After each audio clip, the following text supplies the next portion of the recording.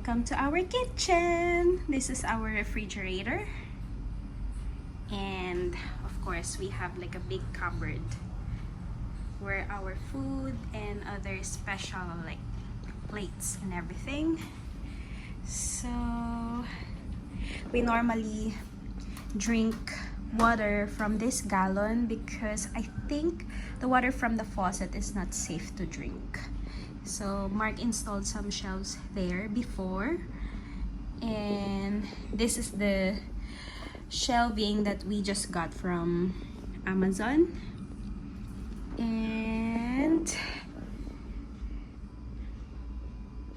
this is our microwave. And we only have one sink, and it's not so deep also, so it's really hard when you're washing dishes. So we need to dry it up there.